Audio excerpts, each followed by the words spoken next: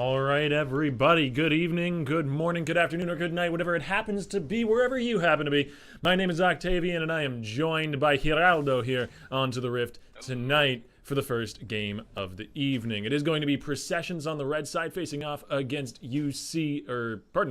I have the tag wrong on the stream. The stream is wrong. I am right. UCD on the blue side, and we're going to be having a very unexciting little one as they're just spreading across the river. Yeah, nothing too crazy starting off here. Both teams drawing the line of scrimmage saying, I won't pass if you don't. Have seen a lot of invades with the Olaf. That is something teams like to do is red team, or the opposing team against Olaf usually backs away, seeing that giant Viking come in and to get wards down is the team. Yeah, the easily repeatable damage at level 1 because of the resets and undertow is kind of scary. Also, having that continual CC applied to it. But we're not going to be seeing any of that exciting stuff today. Though there is something a little interesting. Wenner is starting with a mana crystal as his start. Is this common among game players nowadays? So that is actually one of the Tobias Fate builds. As Tobias, oddly enough, a streamer having so much impact on Gangplank builds, it is something very smart to get that early sheen, especially against something like a Shen that isn't really going to punish you for getting that first. Against other lanes, you might want to go Doran's, Longsword, any kind of thing like that, but this is if you want that early sheen rush, because it only costs about 350 initially, and sheen overall is 1050, so the cost is very low once you get that initial back, so it is going to probably go into his favor as we see the game progress. Yeah, that's a pretty intelligent starting choice, particularly against the Shen, because you won't get that pressure in lane. Makes a lot of sense. Speaking of starts, though, it looks like the Elise has a bit of a quicker one than the Olaf, getting off to a faster start, but that's kind of anticipated, as Elise does have some area damage that Olaf is lacking to some degree. And meanwhile, in the bottom lane, Intercourse takes a big chunk of damage in the way out of a early level 1 trade. Yeah, absolutely. You saw it already in the river when Intercourse was going to place that ward in the blue side's blue. The Karma Mantra Q is able to do so much damage on the early level. Typically on support Karma, you do eventually max E, but not before taking about 2, maybe 3 points into Q, just for that early poke. And especially with the Caitlyn, Karma with the splash damage is able to hit those Qs on the casters and maybe get a little surprise damage. And Caitlyn's built over Peacemaker, as well as her just natural auto attacks are really something to watch out for. Still, though, lane and Intercourse are the ones shoving the lane up. That's partially just because Intercourse has been opting to be in rocket form the majority of the time here. He's run himself very, very low on mana as a result, and perhaps we see this lane turn. That is the unfortunate thing about the Jinx, is that, especially against the Caitlyn range, Jinx is one of those short to mid-range ADCs, and to even contest with CS, as you can see, it's 16 to 17, very close, about even. To even contest these CSs, as you can see how far she has to change her rocket form to even get some of the CS. So it is each rocket does cost about, I believe, 10 to 20 mana. I'm not sure exactly the cost, but it does cost some mana, and that eventually stacks up over time. So. Trebro looking to alleviate some of the pressure down here, though, as he's waiting just around the corner. Maybe going to be taking a path through the Trine Bush. He's a little indecisive at the moment, but we may see our first gank of the game yet. As looks like he did do a full clear, though, and in a much better timely fashion than the Elise, as Elise did start on the Raptors instead. That is something you can do as a jungler. It's preference. It depends on what your priorities are. Olaf clearly prioritizing the bot lane. Elise, one thing you can do is, obviously start the Raptors with help from the mid lane or top laner. In this case, it was the mid laner. Go immediately to red and possibly a cheese level 2 and the gank top lane. Or just go Raptors red into the enemy jungler. But since it was against an Olaf, and Olaf has to start blue because of the spam of undertow, I think Elise might have just forgotten that and just stuck with the Raptors anyway, and just content to sit in their jungles and farm for now. A big chunk onto the Lulu as Intercourse now is in some trouble. The snare will not quite connect, just getting out of range. Very, very close. As Gino almost managed to, I'd assume, get a summoner there. as both are still available for the Jinx. See the damage coming out as... And speaking of summoners, there's a few of them down. A flash into the turret for the auto. First blood goes to the Karma just in time to prevent it going to Lulu. The support trade kills. Ooh, I mean, you could just see there the amount of pressure that Karma and Caitlyn put down with the amount of poke. Caitlyn did actually have heal and flash available. Not sure why. Might have been dead anyway. But yeah, the ignite going down from Lulu. Karma didn't even take ignite in the lane. It's just the amount of sheer damage and poke that they've been able to land. And you can see Intercourse all throughout the lane taking so much poke, but finally coming into a kill. And I mean, that's just the sheer lane advantage coming out from the Caitlyn Karma. Unfortunate that they traded 1-for-1, so that is actually pretty in favor of blue team, even though it did go to the Lulu. But Lulu was actually doing the most damage to them because Intercourse is just trying to CS at this point, and you can just see how oppressive Lulu is as well. It's, yeah. Though, to be fair, over the next few minutes, it's still going to likely be in favor of Playgrounds unless he finds himself caught in a 2v1 here. Mainly just because on that base, or base in air quotes, forced base, he was able to pick up a BF sword, whereas Intercourse has only gone for a pickaxe. And you're seeing that damage differential right now. Good lord, half of the Jinx's health gone, but there's still too much of a minion wave for Caitlyn to actually turn and fight that in earnest. Yeah, no, absolutely. She did get the advantage for herself. Not sure how she got so much more. I think it was because she did get the assist on the first blood. The gold was slightly in her favor. So a huge advantage there is here. Actually, might be getting a gank. Yeah, Intercourse looking to try and lock down Playgrounds is going to turn back around. There's a few ults from the top lane, though. Shields and cannonballs. It looks like Shields will prevail as Sigard comes in from the side, and it is 2 kills over to Processions.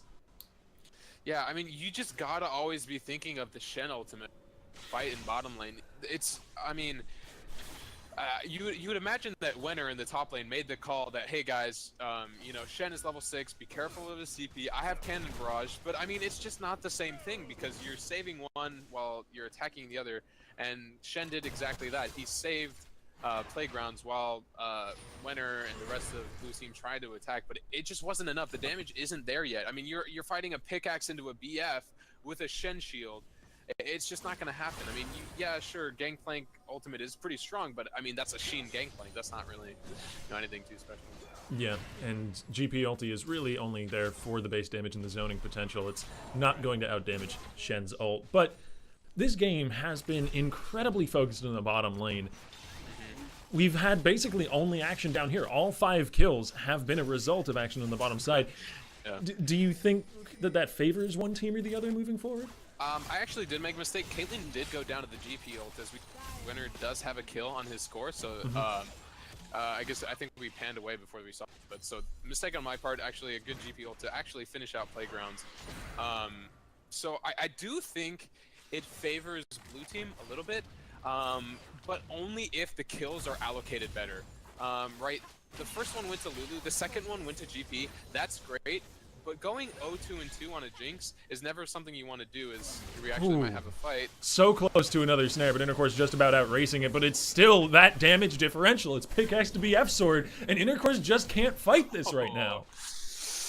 Yeah, I mean, you just see, like, the Karma is doing all the chip damage, and Caitlyn is able, you know, with those huge ranged crit shots to the face, are going to chip you down even more and take you so low as Ace in the Hole. Did so much damage. It would have killed Intercourse, obviously, but instead it just got free poke damage onto lane.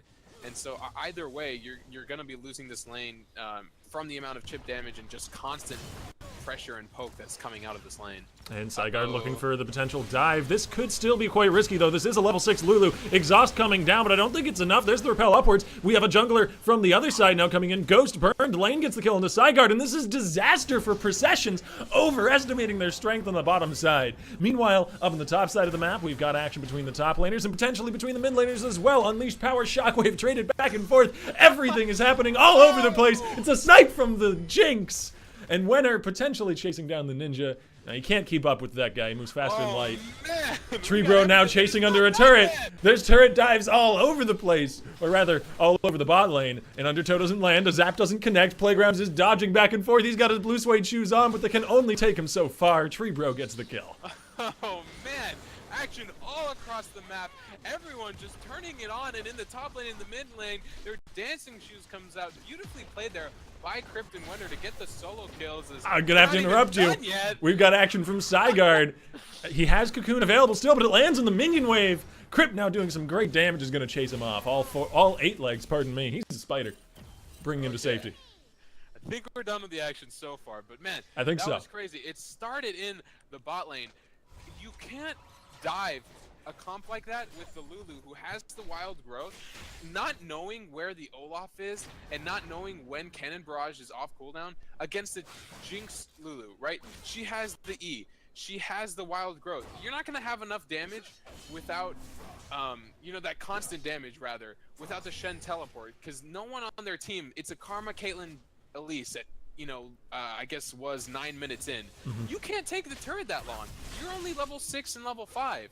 You just can't do that, and they are way too over-aggressive. They get very, very close to Intercourse going down just because of the gold advantage they had, and it just wasn't enough. And in the top lane, I believe Brain Cancer didn't go down, but you can see the GP starting to do some serious damage, getting closer and closer to his Triforce, and Crypt in the mid lane did play beautifully around that Orianna Shockwave and just caught him out unawares, landing all the abilities that needed to be landed.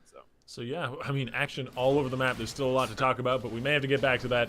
Crypt landing a stun. There's the Unleashed Power traded back for the Shockwave once again. Another 1v1. The Shen ulti was coming through. It saved Dead Minus's life, and Crypt goes down. An assist from the top lane. You're kidding me. So close from Crypt there. Not actually using the flash from the Shockwave. Had to react to that just a bit sooner. I believe the Shen teleport was coming in before the Shockwave was cast. A little sloppy there and slow reactions, if I'm correct.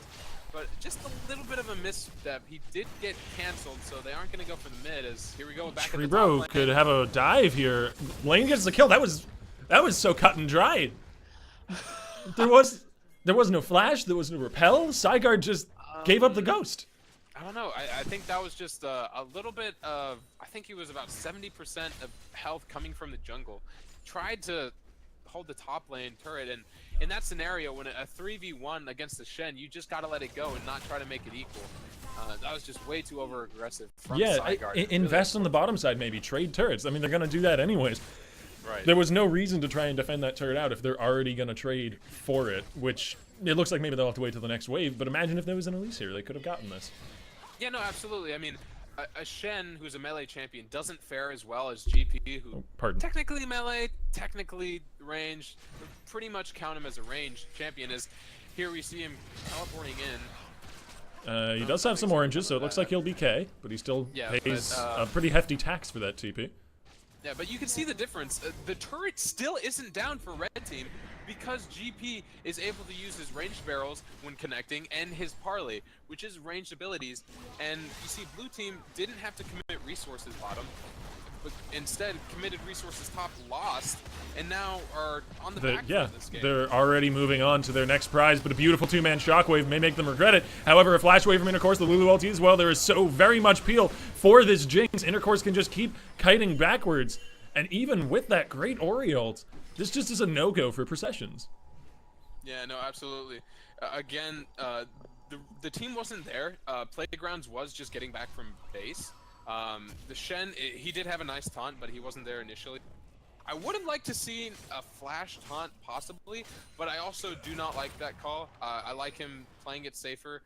He definitely could have gone for the said kind of like hero play with there was the 3-man taunt available with the flash, but like I said, Caitlyn wasn't there, and I think that was the initial call because you kind of saw red team, just a little bit hesitation there. So nothing coming of it, but they are showing some resilience. And it's really, really interesting to me that in a game with so much focus in the bot lane in the first 10 minutes of the game, it is the Olaf and the Gangplank who are now starting to become powerhouses. I mean, Wenner has a 20 CS lead and Triforce completed. He's on a huge power spike. His Intercourse kites his way back under a turret. And it's a 2-0 Olaf now who's finished off his jungle item and is working on the better part of what I imagine will be a dead man's plate. Yeah, it seems so. And I do like the Ionian boots of. A lot of people really don't like. But it does so much with the reduced summoner spells since you take that Ghost. And Ghost is already on such a low cooldown, and if you took the Mastery of reduced summoner spells, I believe, which you are supposed to take, it just does so much here. Is unfortunate flash in from Sigard. I'm not going to find it, but Treebro could still be cut out here, though. Ragnarok pop to avoid the cocoon, but there's still some damage coming his way. However, not a lot of it. There's the Shockwave onto the Syndra. That's a much better target than the Olaf, and N- will claim a solo kill. Body blocking the rocket doesn't land onto Sigard. And that's not a great trade for a dragon, but it's something at least. Yeah, Crypt just a little too far forward there, trying to save his jungler. Also, it might just be a little bit of greed trying to take down the Elise there. As Repel was still up, so even if you got the Unleashed Power, anything really, it resulted in his death, unfortunately. But yeah, like you were saying, is the Olaf is coming on, as is the Gangplank. The thing about Gangplank is, if he gets strong early, he's only going to get stronger. Gangplank is easily one of the best scalers in the game. There's that Ghost that's on such a short cooldown. You're talking about, yeah, Sigard has to rush away, and pulling the Shen ulti just for the Ghost cooldown is actually rather huge for UCD. Alright, absolutely. And you can see the Ghost cooldown in the top left corner of your screen there. It's already pretty much not off cooldown, obviously, but it's going fast. And yeah, so like I was saying, the GP definitely scales harder. And minus Unleashed Power, Crypt plays. Crypt hits the outplay button. He gets the kill. I mean, that's just about the third stepping too far forward here from both sides. We had Sigard going a little, getting the Ghost for the TP, and Crypt stepping too far forward, and now it's N-. So, I mean, just a few missteps, just a little messy from both teams. It is known to happen. These aren't pros just yet. Working on it. Very close to it. The Jinx has been allowed to right-click a turret for a little while, though, so it looks like it's going to be going down. No, actually, no, Cocoon lands, but the work was already done. And that's a further global gold lead for the side of UCD, who are sitting quite comfortably now, 5,000 gold ahead and 4 turrets up. Yeah, definitely. And the thing about the UCD's composition is, on their damage carries, or their attack damage carries, on the Jinx, their scaling is just so scary, especially with the Jinx. That hyper carry, with somebody who has Lulu's kit with the wild growth and help picks, is going to be so scary as we approach the later stages of the mid game. As oh, goodbye. Caitlyn does not win in the Caitlyn v Syndra matchup. I mean, normally I'd be all hyped and excited doing my play-by-play job, but there wasn't really any hype there. Caitlyn got hit by Syndra stun. You guys know how that story ends. If you've played an AD carry, you know how that story ends. Yeah, I don't think any AD carry is gonna last long against the Syndra matchup. But yeah, like I was saying, the scaling comp on blue side is very scary. But at the same time, the scaling from red team is also just as scary with the amount of help that is going to come out from the Karma Orianna shield onto the Caitlyn, who is almost, I guess, would be one of the third best hyper carries in the later stages of the game when you think of somebody like Jinx, Vayne, Caitlyn, when you think of late game hyper carries, right? And also with the Shen ultimate is going to be able to stop Olaf, so I think Olaf will hit a power spike coming here soon in the next 5 to 7 minutes, but is going to fall off afterwards, is not going to be able to chase down that Caitlyn as efficiently as her IE is completed, is probably going to get into the likes of a Runon's, maybe into a Phantom after that to get reduced damage, but once she starts building those components, is going to be able to kite the Olaf efficiently, especially with the Karma speed, the Shen shield, so it is going to be interesting to see how this game progresses. So to put it probably too simply, it's going to be a matter of a very high damage composition trying to break through the shields of the defensive comp. Yeah, that seems what it's going to be. It's a shield versus a sword, and we'll see which one comes out on top. But right now it's definitely looking like UCD, and I think a big, like, absolutely monstrous part of that is the fact that they've got this huge turret lead, and we haven't seen a single turret take so far from Processions, which all stems back from their initial misplay trying to defend the top outer turret, not taking a trade instead. How do you think they can fix that moving forward? Where should their focus be? The thing is, whenever you're behind against a snow type composition like a GP, like a Syndra, like an Olaf, is you need to find a way to game down. That's the biggest thing. And right now, the way that they're going to be able to slow this game down is not by team fighting at all. It's going to be finding picks through the Shen, through the Elise, and might just be baiting the way they are right now with the Caitlyn in the side lane. You show Caitlyn in the side lane without any pressure on the map, and you show Karma mid, as we actually might get a dive here.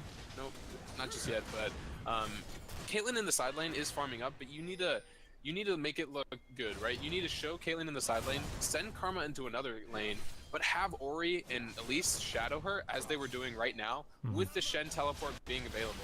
As Baron, actually, we might be getting an early Baron. They've got the damage to take it down, that's for sure, between Jinx and Olaf. It's already down to about half health. There's no vision on this. I don't think there's any suspicion from Perceptions this is going down. Nope, they're on their way through the jungle right now. But Elise is still all the way back at base. There's no stealing this unless there's some sort of miracle soul flare. And it doesn't look like there's any miracles today. That's Baron going over to UCD. No, absolutely. I mean, that's just Red Team caught with their pants down. Exactly what I was saying. They were trying so hard to set up, and it looked like they were trying to set up the Caitlyn to succeed.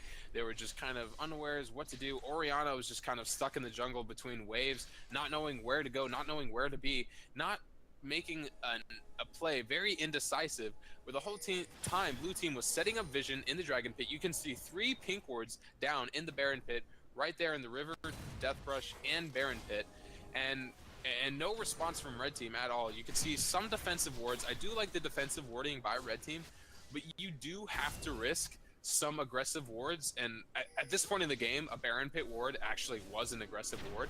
But you have to risk that with your support or somebody with an escape on your team to place those, or you're just gonna lose slowly but surely, and that's exactly what they do. They just give up the Baron so freely without any punishment.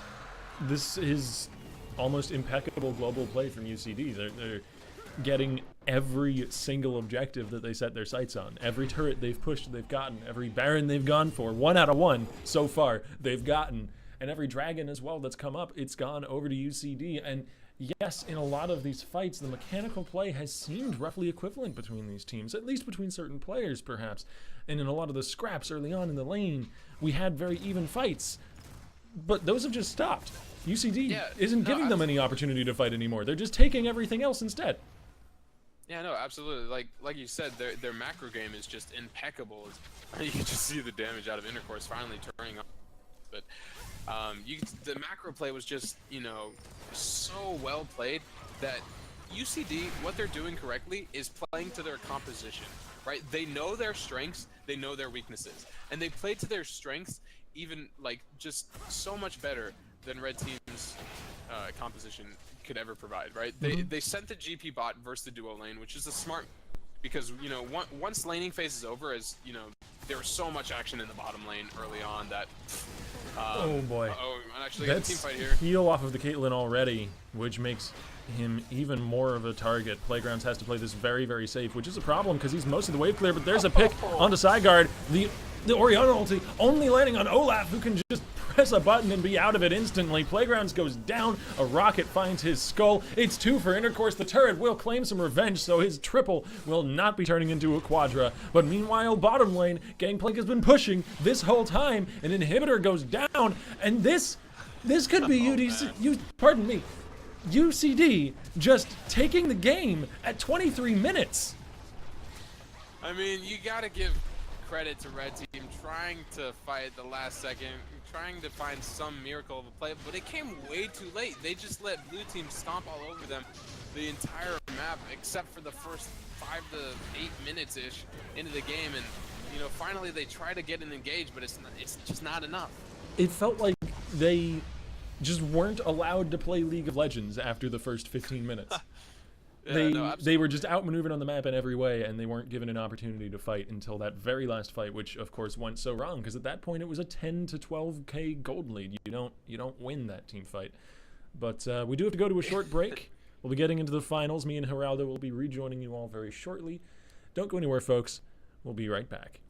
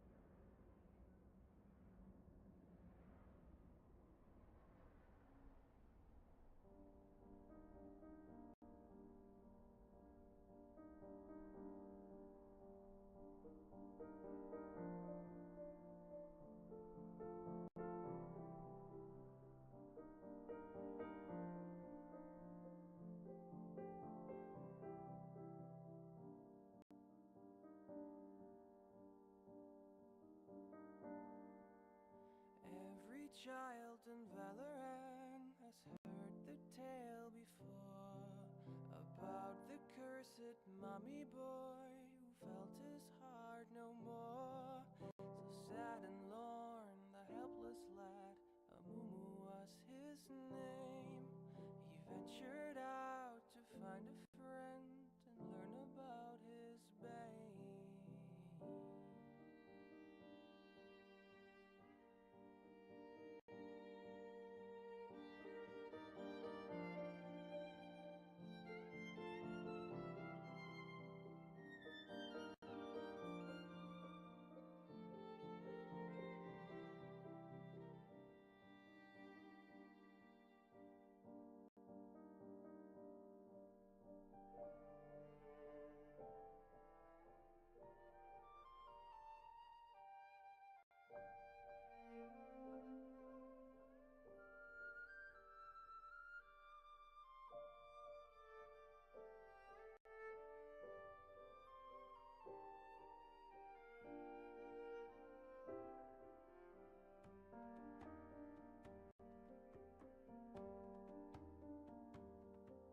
For many years, young Amumu traveled through the lands, determined to make friends if only they would understand. But even when Amumu stood upon the ledge of home, his hope would disappoint him and he would remain alone. But then the curse began to whisper in his ear. It would confirm what was Amumu's biggest fear. It pledged that never shall someone become his friend. It pledged that he shall be alone until his end. But sorrow and despair became too much to bear.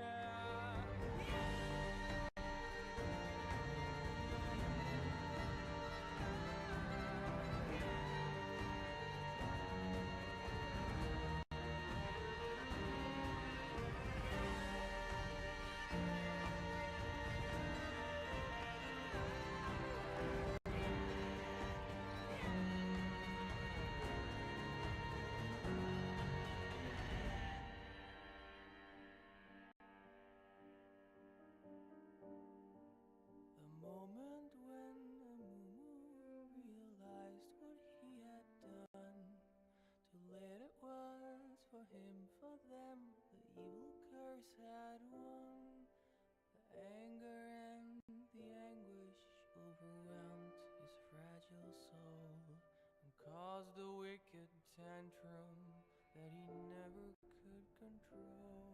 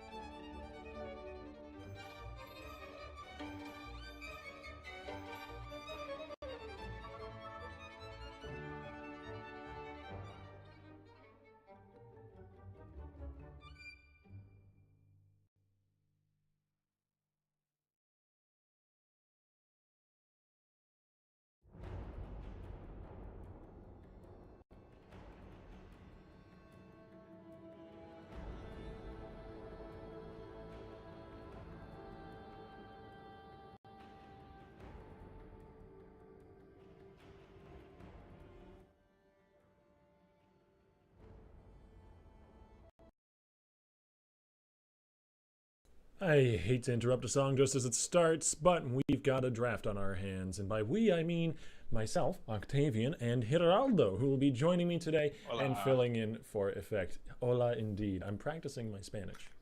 He's helping me out. Yes, sounds pretty nice. Yeah, when So- we're between games. I'm just assuming he speaks Spanish because I'm not a good person. I do, so you're fine. It will be UCD, who we just saw in the semifinals, pull off a pretty textbook game against Processions to get here, facing off against Bendovar Gaming, who are going to be on the blue side and are a regular to our tournament. So I'm excited for this game.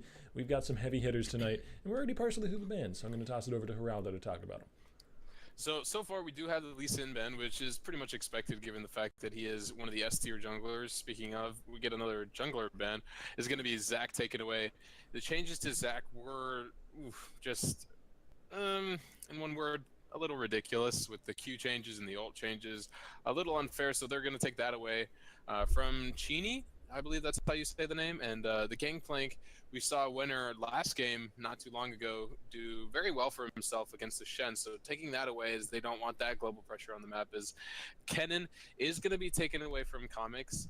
He is a very comfortable champion for Comics, as Karma is going to be the last support ban away from lane that he played last game. And you banned Karma and you picked the Lulu, pretty standard thing to do here in the ending days of Season 7. And we'll see what is taken in response. Ivern did make it through. Caitlyn, of course, a pick that you always want to grab when the enemy team has Lulu. You don't want to leave those two together. And they will both be locked in. So now we're back. Yeah, absolutely. You're already seeing the same thing coming out of UCD as last game that they played against excuse me, their opponents, Recession, sorry, that they, as soon as they saw the Lulu, they started drafting their own safe composition with the Caitlyn, as the Caitlyn was taken away, and now the Ivern, who is also an S tier jungler, as Tree Bro is living up to his name, picking the Ivern. I guess that's kind of Tree grandfather. But either way, Ivern definitely really strong with the early ganking and jungler pressure they can apply onto the map. Is extremely good at counter ganking with Smite available, as well as just protecting the backline carry early and all the way through late game. So Cheney will respond with an Elise, and Varus will be locked in for some team fighting potential and potentially a better lane into Caitlyn than Jinx was back in the semis when we saw the same sort of draft come out, admittedly with a different team. Processions was the one drafting into the Caitlyn comp, but nonetheless the comparisons still stand. Varus does have a bit more range to be able to contest the Caitlyn in lane, and I do like that pick. Right. I'm interested to see. I do like the Elise pick. I think that is an appropriate to Ivern, something like an Elise to match that early game, early gank pressure. The Varus is a little interesting. I haven't seen Varus in quite, especially with the likes of, Lucian, Twitch, and Jinx last game coming up in popularity. Ezreal is hovered, sorry, that drew my attention.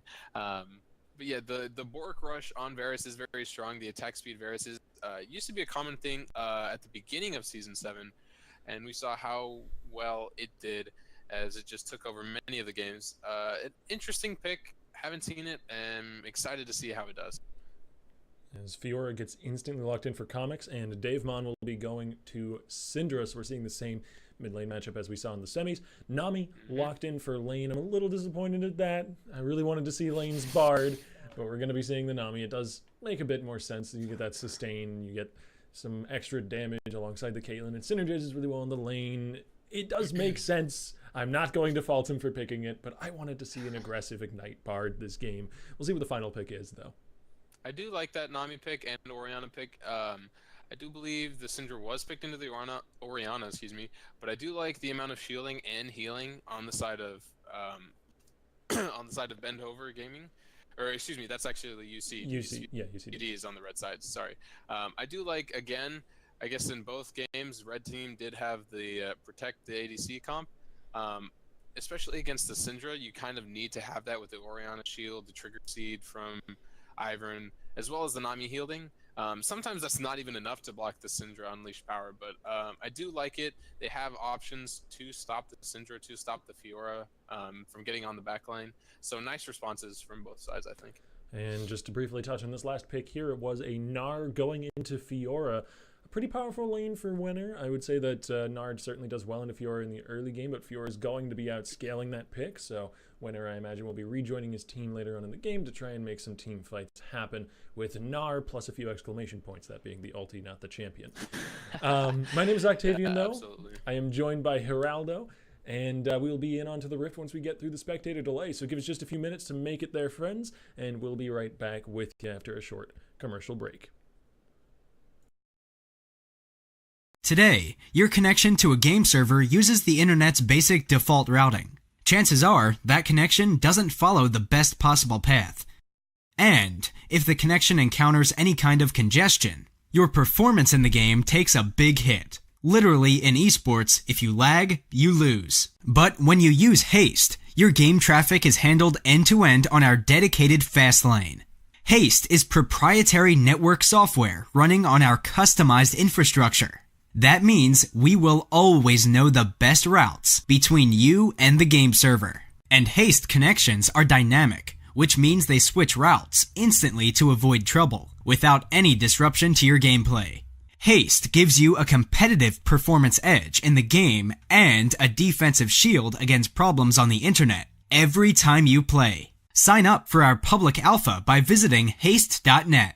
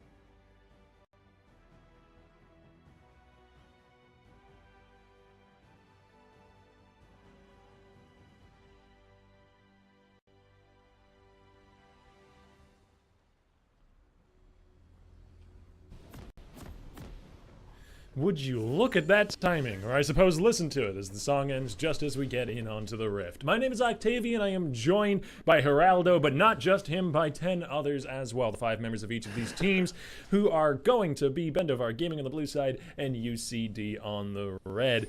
And we are in onto the rift for the finals of our final qualifier this month. If you are interested in what you're watching and you're liking what you're watching, then please do tap that follow button and tune in tomorrow night, because all of these Saturday tournaments, they all lead up to the monthly Rift Cup. And I may have to get back to what I'm talking about, because we have an invade at level 1. Intercore is going to be dropping the Piltover, checking that bush, and the audio feedback should tell him that he landed it on someone. Yeah, it should be an exciting matchup. I'm excited. 2 great teams, first seed and second team. Technically, on paper, the best teams we could have hoped for, so to speak. Getting here in the finals is, I really do like both teams' compositions. It's going to be really exciting, really fast-paced, I think, and a whole lot of blood, guts, and gore for everyone at home. My favorite. Which one do you like best? Blood, guts, or gore? I like them all equally, personally. I don't know. Yeah, that's a good question, actually. I think the guts are the most gruesome. It's okay. You don't actually have to answer that really question, know. but Well, I'm it's a glad filler you did. until the laning actually starts. You All right, know, we can talk about the jungle starts. I'm glad you had an answer to that. I think I'm not sure. I'm not sure if I should be happy about I that. really don't know what gore means. Not gonna lie. Oh man, So, there's the assist over the wall. Cheney going to be starting off with the Raptors, as you say. And as we saw the Elise do in the last game, the semifinals. But this time he's got some company. Intercourse all the way from the bottom lane is here to harass him back. Usually this is the support's job.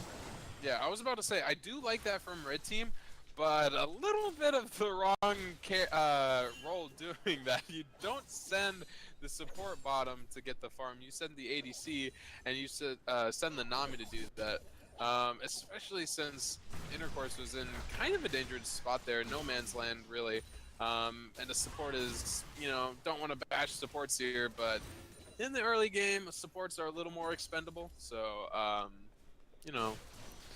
that is questionable. Gonna miss some CS for it, but not too badly. And importantly as well, going to miss out some XP. I mean, this is an easy lane for Focus and Koi to push up now, and they've got the level 2 advantage. They're going to keep having a rolling level advantage, and it's going to be difficult for Intercourse to just take control of this lane, which is what Caitlyn is supposed to do best.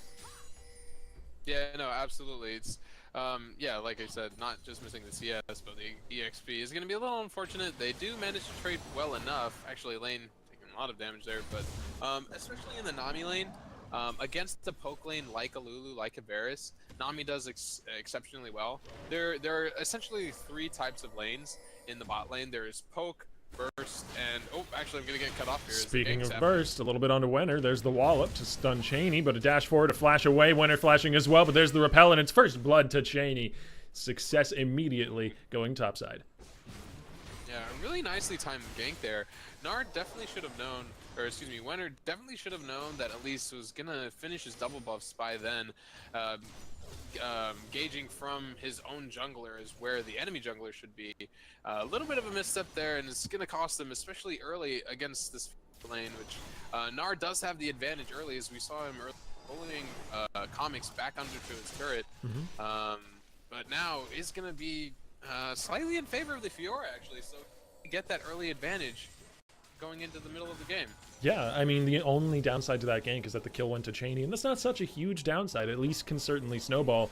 It just means that Fiora isn't going to snowball as hard, which, I feel like she's in a bit of a better position to do that. A little higher up the hill, but there's Intercourse with the kill, even through heal. Koi popped the heal. He tried. I mean, there's not much to say about that, except don't walk so close to a Caitlyn. I mean, You saw the Caitlyn trap, and you move. The thing about those turrets is, there are so many things that you can place there, like Thresh Lanterns, Pillar of Ice, Crystallize from Anivia, stuff like that that is gonna block your pathing. You can't dodge skill shots there. You can't block terrain blocks there. In that little, gap between the turret and the wall. Beautifully.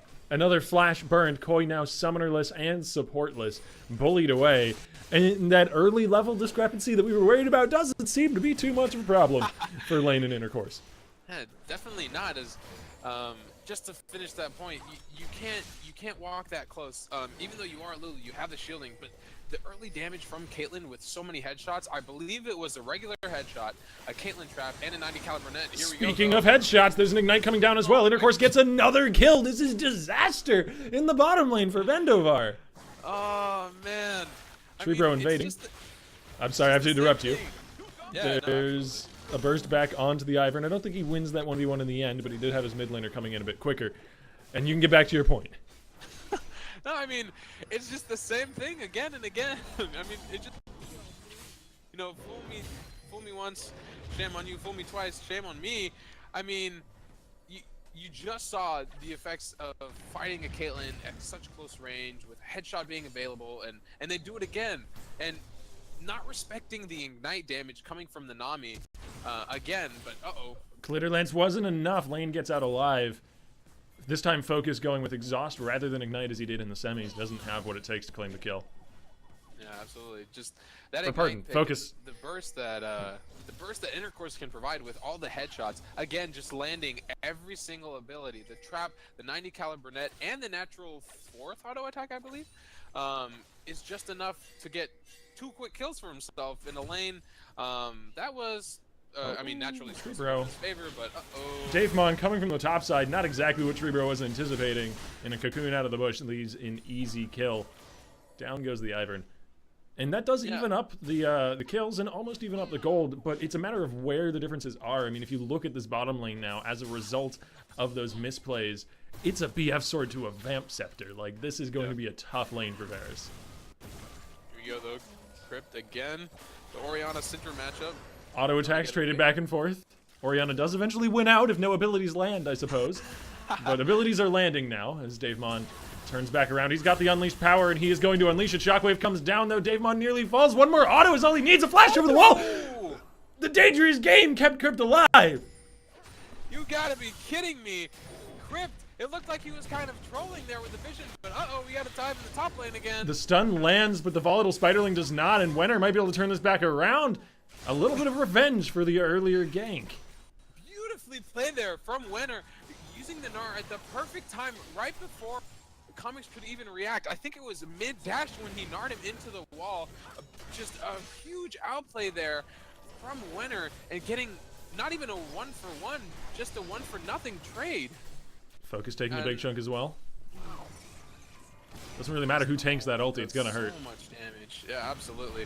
Just even more free poke here is, It looks like, yeah, we're seeing UCD play to their strength coming into the bottom lane, and Koi is likely doomed here. Intercourse claims the kill. Focus will fall soon after. It's another 2 kills for the Caitlyn. The rest of the map is hectic and action-packed for both teams, but it's kind of tilted in UCD's favor on the bottom side. Ooh, UCD definitely, again, playing to that bottom side like we saw last game. Action coming out of the bottom side. But last game, versus Recessions, at least it was equal. I mean, it was, you know, in physics, you're taught with when you hit something, you get an equal and opposite force. Newton's law of bottom lane. I don't even know what to say about this one. This is just a stomp. There's no equal or opposite force. You're just forcing your hand onto them and getting no responses in the top lane. Comics dropping the ulti. Wenner holding... Actually, I was about to say holding to his, but he doesn't have Gnar available at the moment. Probably why he's retreating. And he does take the Fiora ult on the way out. So that's actually not that bad of a trade for him, despite coming out lower in health. I do like that roam down from Treebro, focusing even more into the bot lane. I think he got both assists. Yes, he did. Even snowballing that lane further, because once you do that, you don't have to revisit that lane. Beautiful parry. I'm sorry, we have to get back to the top lane, or maybe the bottom lane directed cameras all over the place here. I'm not sure. Both flashes were expended in the top lane. Wanted by cameraman. Mid lane, though. There's a flash onto the stun. Flash forward. Davemon easily claims that kill with unleashed power. And yeah, as we've said, the rest of the map is behaving according to Newton's law. It's back and forth. These teams are giving as good as they get on both sides. And then we look bottom and the turret's already fallen. It's a 4-0 Caitlyn. That is as widely swung one way as you can get, almost.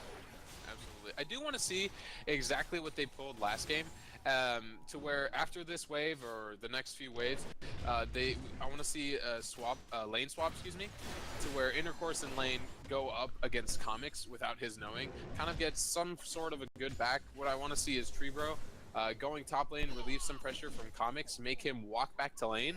So when they do that, they get the same recall timers as for the lane swap, and they're surprised. Again, what would happen is, as we saw last game, Winner favoring the lane swap here, as we actually get a skirmish in the top lane. Yeah, 2v2, junglers and top lanes included. But Cheney is going to back away after losing about half his health or more, and we may very well see that rotation. No, Intercourse going back to the bottom lane. All right, they're sending Caitlyn back bot again. I am a little confused at that. UCD showed some real heads-up macro play last game. The riposte not coming down, perhaps a little late. I think Comics should have burned that on the snare. He may still go down under the turret as a result of that. There's the kill from Wenner. Yeah, a little bit of a misplay from Comics, and I mean, the pink ward was there to spot him, but I think that was a little false security there, as he thought he was safe from warding that brush, and especially since Cheney was just there, not respecting the regank from Ivern, which is a very common thing to do. A really good play by Treebro to capitalize on the flashless top laner, as well as just the mind games of the regank. So really well played there. All right, now we're seeing Intercourse and Lane roam out of the bot side of the map. We'll see what they can accomplish with this 4-0 Caitlyn, who's already finished off Rune on Hurricane at 11 minutes.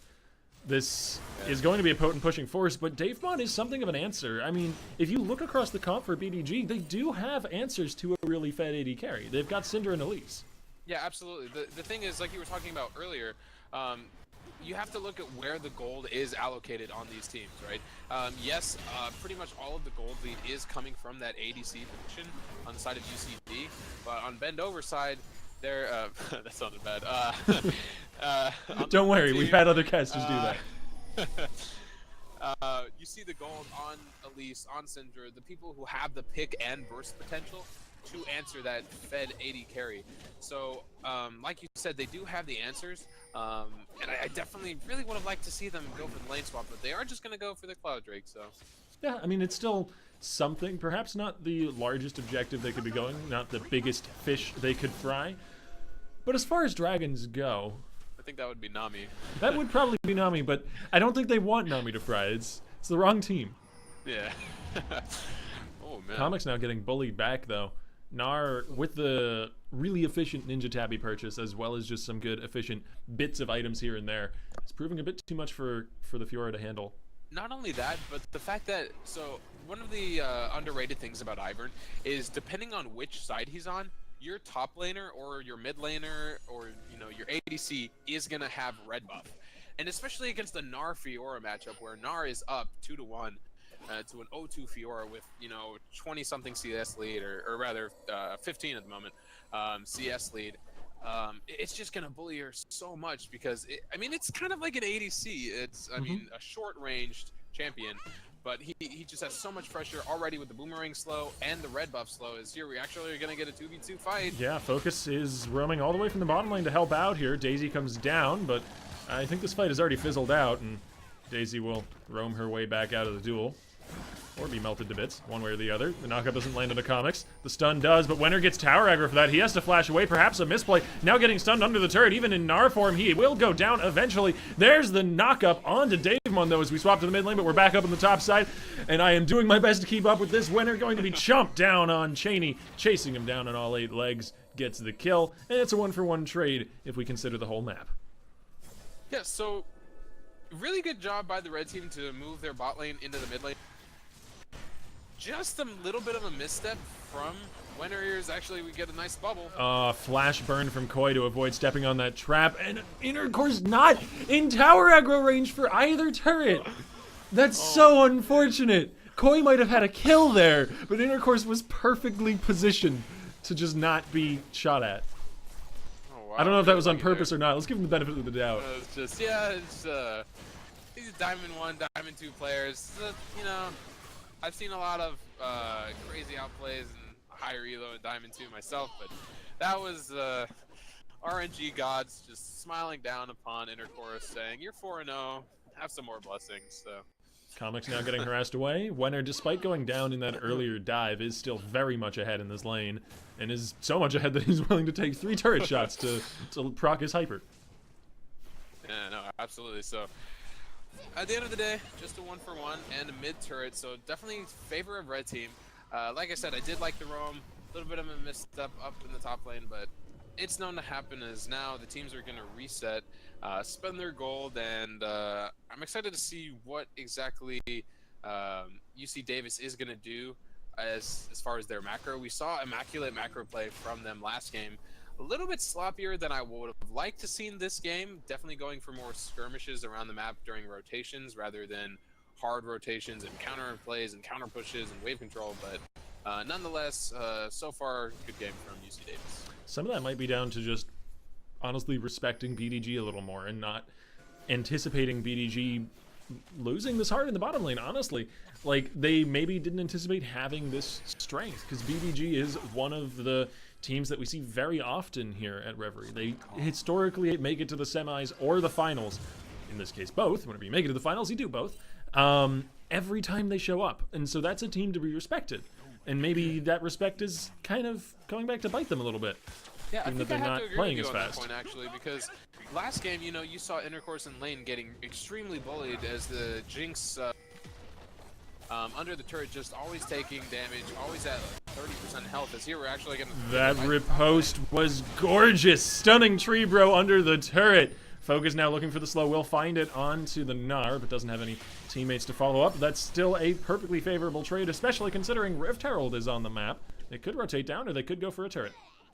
We'll see. Looks like a turret is on the menu. Tree bro, getting a little too excited, spending a little too much time in the in the jungle of Bend Over, but I mean, he's the grandfather of the jungle, so you can't really blame him here as another fight is about to break out. And of course has that red buff you were talking about earlier, and Cheney is going to be slowed on his way out. A flash forward from lane, but it will be flashed away from in response. Focus, though, hugifies himself. The stun lands onto the Gnar. This kite is pretty dang strong on the side of Bendovar. Difficult to actually hunt them all down, and it doesn't look like they'll get a kill unless Wenner can finish this one off on a Koi. But I don't think a turret dive is in order. And neither does Gnar.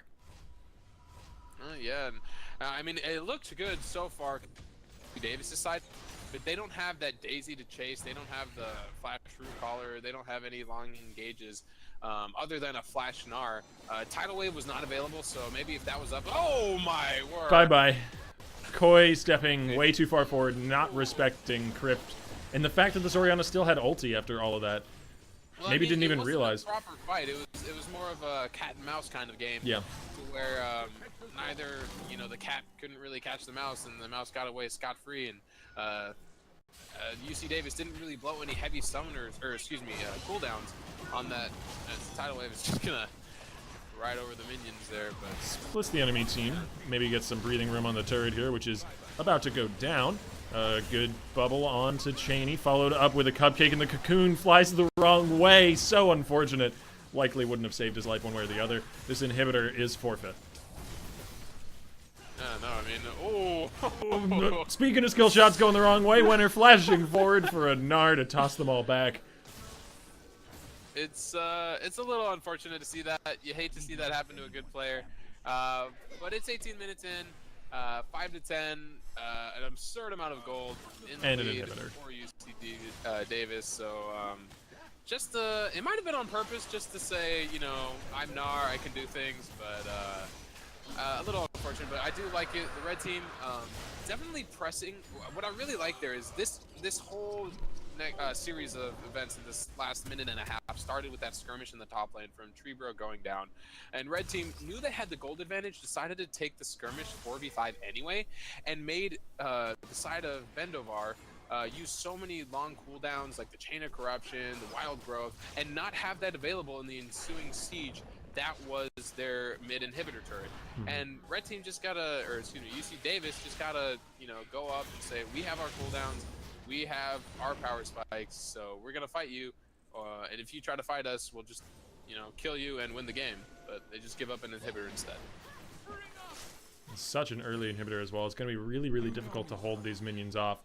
They're going to have to devote one player at minimum to this mid lane basically at all times, which does mean that this Rift Herald is nigh on uncontestable should we see UCD actually go for it, but it doesn't have that much longer to be gone for, and they've started it off. Nard does have TP. There's the Nami ulti landing onto Syndra, but there's no follow-up yet. Oh, it actually times out. Yeah, Rift Herald timed out. I said there wasn't too much longer on it. Man, that was so close. I think about it had 146 health left, if I'm correct. So very close. Just one more Caitlyn auto or an ability would have done it. Comics. Comics. A little too far forward here. And this is a frozen mallet. There is no escaping from this Gnar. Winner going to easily take the 1v1 here, leaping away, but Comics burning the flash out of desperation. Oh, I feel bad. I feel so bad for laughing. I mean, you just hate to see that happen. It's just a desperation attempt right now as the player comes out just for a little bit of style, and Comics had to try to do something. A flash play might have not been the correct answer, but had to try something and didn't really come out too great for him. And I mean, Winner is going to be able to go solo in this bot lane now. A Phage a Phage frozen mallet Gnar is not something you easily escape. After that first auto lands, you are just going to be hunted down unless you can turn and fight. And Comics is in no good position to turn and fight. I mean, yes, he's got the Ravenous completed. That is a very powerful item on Fiora, but it does not nearly match up to the strength that Gnar is at currently. Yeah, no, and the setup to that was actually really beautiful by Winner. He's had the Phage for a decent long while now. I'm not sure how much. He has about 1,500 unspent gold, rather. Excuse me. The way he played that, I think it was a cannon or a melee minion that he executed, and then got the movement speed to land the boomerang. It was just really nice understanding of the strength of Gnar and the weaknesses of Fiora. 20-minute Baron attempt. This is a mirror of the last game that we saw from UC Davis. His focus is flanking on the left. Koi already down to half health. Comics teleporting in. He's down dangerously low himself as well, but nobody has fallen yet. It looks like that might change as Tree Bros goes down to Cheney. And the enemy jungler out of the picture means that this Baron is no longer a threat, but they do still have to disengage from this fight, and that is proving difficult. Koi now under the fire of that frozen mallet Gnar. Easy pickings for him. And I don't think Cheney and Davemon want any more of this, or maybe I think wrong. Cheney flashing forward, he goes for the kill, he gets the support, but at what cost? Caitlyn is shoving top lane. He might still be hunted down in the jungle. I don't feel like Nami was worth it, but we'll see what he can do here. Repel up. The blast code actually tosses Gnar away, but Cheney, I mean, his best option is to try and turn and take a 1-for-1 maybe? I don't know. Stun onto both. Cheney and Davemon turn around. There's the unleashed power. It's a 1-for-1 trade, as I said, but it looks like it'll be a 2-for-1 in the end. That uncontestable Gnar, once again.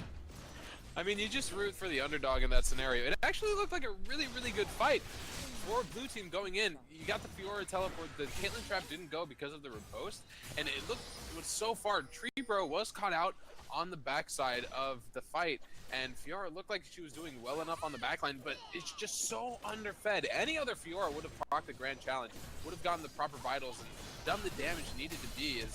Speaking of Grand Challenge, Winner is under the target of that. He does manage to transform. The ulti tosses Fiora against the wall. And of course, this godlike Winner doesn't quite make it out, but already the damage has been done. It's a 1-for-1 trade so far. And Intercourse with a crit gets another. He almost gets another crit on the Koi. One more auto, he would have had that. I think he might have had that if he didn't cancel his auto attack, because the tidal wave is actually going to come. There's the tidal wave, the ebb and flow. Koi cannot handle this. But the repel forward, Cheney will get some revenge in this game. I don't know. Clown Fiesta seems the only two words fit to describe it at this point. Koi taken down by the giant Koi there. I got that. But, little play on words, but yeah. Oh man, I mean, blue team. That's as good as you're gonna get with the kind of team fight you're looking at. Davemon did not realize there was a deadly, deadly robot around the corner. Crypt brings him to his knees. You know, when you it's just so hard to analyze that. Words hard. Red team is so far ahead. UC Davis just used the gold lead so well there. I mean, yeah, Bendovar did have a great initiation. It looked good. They were trading fair, but the gold advantage just came into play, and that's really the only thing that actually turned the fight there is the sheer amount of gold that they were ahead. Winner had a great flank as well, but eventually that's, you know, the gold lead is literally the only thing that spurred that fight. And you just, when you're that far behind in gold, you can't afford to have a team fight last that long, you know? You've got to get explosive, quick picks, or else the enemy team's gold will just kind of overpower you, especially when there's a Caitlyn in the mix, because Caitlyn does so well in those extended team fights, landing multiple headshots, getting multiple crits, all empowered by this Infinity Edge. And once again, Baron is a real objective. It's being contested. University of Davis over the wall are going to be starting it off. Crab might not see it. I think they used the blast one. Yeah, they did. They hopped over the wall. Wenner, though, I think he's now in range of the Scuttle Crab, so this is spotted, but it's too late. Yeah, it doesn't matter. It's a nice Baron for themselves, 25 minutes in the game. I think that's the quickest 2 Barons you can get in the game of League of Legends, as it is.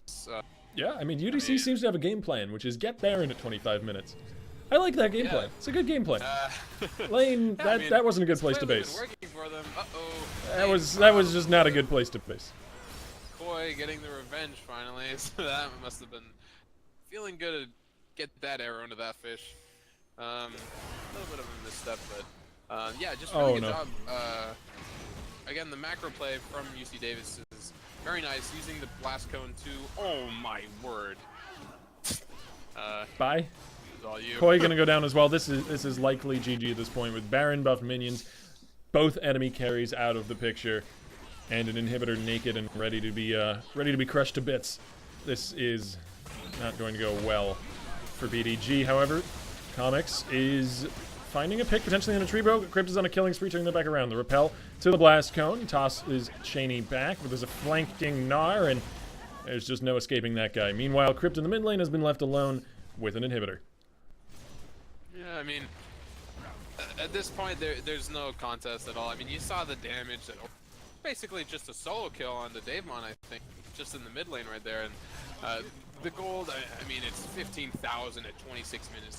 That's just unheard of, especially in organized play like this. And it's just really impressive stuff coming out of UC Davis. Bend over, they did have some parts in the game where they did show some resilience, but they just didn't stall the game out long enough. Not even the Nexus, not even the Fountain is enough to protect that Syndra. And that is going to be GG. 26 minutes, 27 minutes in. UC Davis will take home the prize money and their qualifier points tonight, all of which is leading up to tomorrow night's monthly Rift Cup. So if you've enjoyed what you've watched tonight, then please do tune in. It'll be me and Geraldo on the mic again.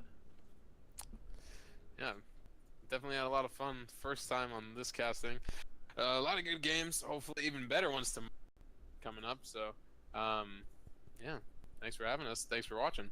Yeah, no problem. Good night, everybody. From everyone here at Reverie, I hope you all have a good one, and hopefully we'll be seeing you next time. I'm going to leave you with a short musical interlude, and the stream will be done in just a few minutes. Adios.